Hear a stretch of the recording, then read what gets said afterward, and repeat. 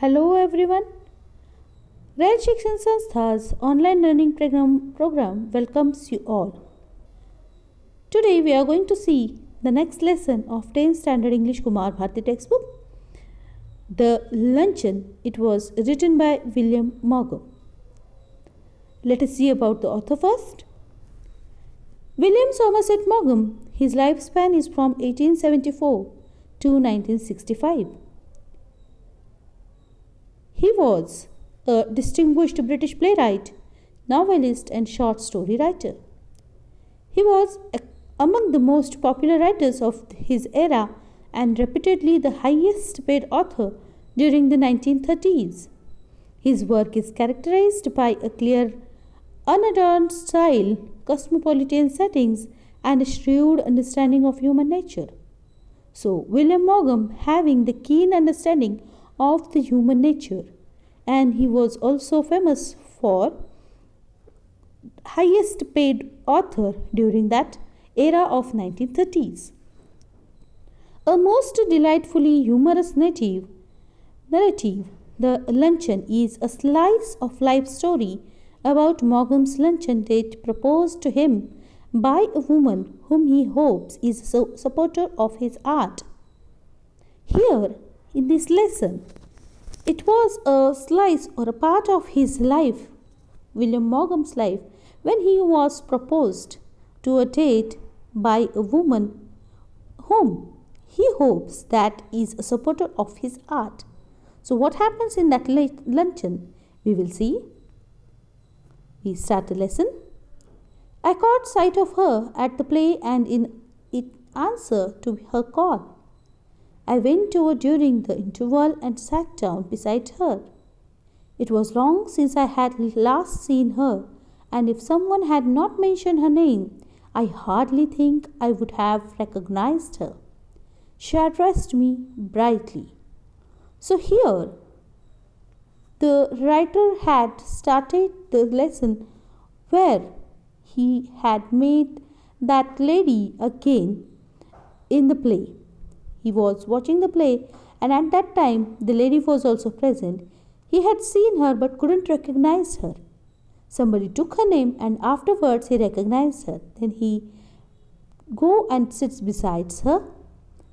At that time he hardly thought about her. She addressed him brightly.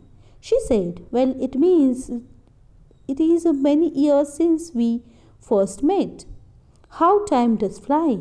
We are none of us getting any younger. Do you remember the first time I saw you? You asked me to luncheon. Did I remember?" So here the author was asked by her that it was long years ago that we met first time. And do you remember the first meet of us and the luncheon you have asked me for the luncheon? So here the writer went into the flashback and he recalls the memories. It was 20 years ago and I was living in Paris. I had a tiny apartment and I was earning barely enough money. She had read a book of mine and had written to me about it. I answered, thanking her, and presently I received from her another letter saying she was passing through Paris and would like to have a chat with me. But her time was limited and the only free moment she had was the following Thursday, and I gave her a little luncheon at Foyot's afterwards. Now here he recalled the incident when he met her. It was 20 years ago and she had written a letter to him about his work. Then the author has also written a letter for thanking her. Then presently she received the letter from her that she was passing through Paris and would like to meet him. And she again added that might be he would give her a little luncheon after their meeting in the Foyot's restaurant. Then the Foyot's restaurant is, and it was so far beyond my means that I had never even thought of going there. I had 80 francs. Francs is a gold franc to last me the rest of the month, and a modest luncheon should not cost more than 15. Should this, if I cut out coffee for next 2 weeks, I could manage well enough. So here, Foyt's is a kind of restaurant which is very costly. And at that time, he was living in very tiny apartment and earning very less money. And that's why the writer thought, now he is having 80 francs. If a luncheon will cost there only 15 francs, which can he offer her, and he have to cut his coffee for next 2 weeks, then he can manage that money for giving her luncheon. After thinking this, he answered that I would meet my friend at Foyer's on Thursday at 12:30. She was in appearance imposing rather than attractive, and she gave me the impression of having more teeth, white and large, and even then we were necessary for any practical purpose. So here, when they met, he said that yes, they will meet in Fayette and he will give her a luncheon after 12:30 on Thursday. So at that time she came there, and she was having a expression to him as like she is having more teeth, white, large, and even that is necessary for any practical purpose. So he couldn't understand that. She was talkative, but since she seemed to want to talk about me, I was prepared to be an attentive listener. So here he thought that she will talk with him about his work, but she was very talkative, and here the author thought himself to be attentive listener to her. I was startled when the menu was brought, for the prices were a great deal higher than I had thought. But she reassured me. Now, when the menu card was brought, the author saw all the prices and he got shocked. But she reassured him that she will not have anything for luncheon. She said that I never eat anything for luncheon. Then the writer said, "Oh, don't say that." He answered generously, "I never eat more than one thing. I think people eat far too much nowadays. A little fish, perhaps. I wonder if they have any salmon." She said that I don't reassured that she will have only a dish at a time for luncheon. She is not eating lots of things. And she said she wants the salmon. Now, well, it was early in the year for salmon and it was not on the menu. But I asked the waiter if there was any. Yes, a beautiful salmon had just come in. It was the first they had had. I ordered it for my guest. The waiter asked her if she would have something while it was being cooked. No, she answered. I never eat more than one thing, unless you had a little caviar. I never mind caviar. Now, salmon was a very costly fish, and this was the season when the salmon was not available, and it was not present on the menu also. But the author asked the waiter if they have any. Then the waiter replied that they had beautiful salmon which had just came to them, and he ordered that salmon for her. In between, the waiter asked that she would like to have anything else. Then she asked for caviar, which one is also very costly dish. Next, I knew I could not afford caviar, but I could not very well tell her that. For myself, I chose the cheapest dish on the menu, and that was a mutton chop. I think you are unwise to eat meat, she said. I don't believe in overloading my stomach. She ate the caviar and she ate the salmon.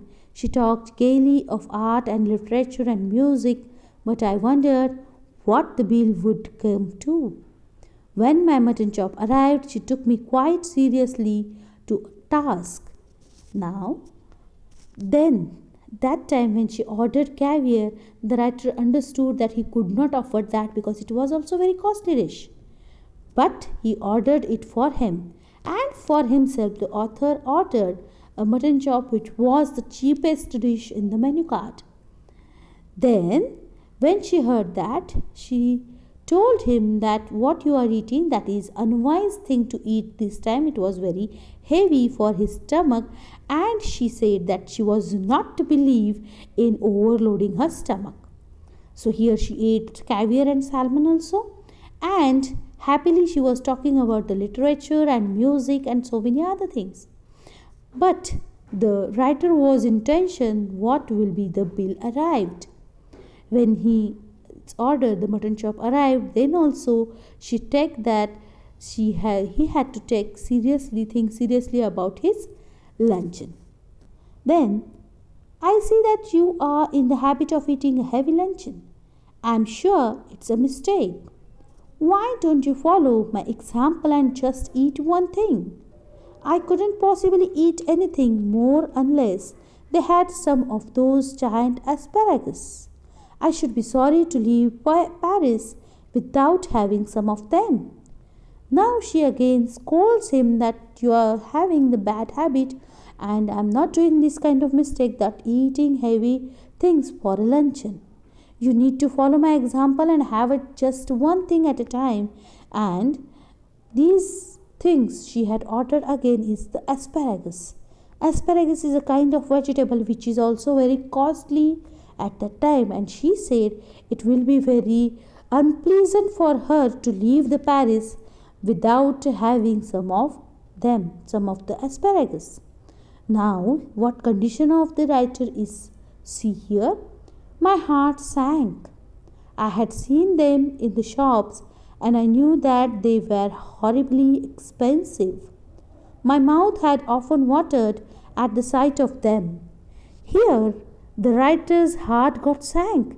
He was shocked because when he had seen asparagus in the shop at that time, he had seen it was very, very expensive. And when he had seen that at that time, his mouth was often watered because he also liked the asparagus to eat. Then what happened?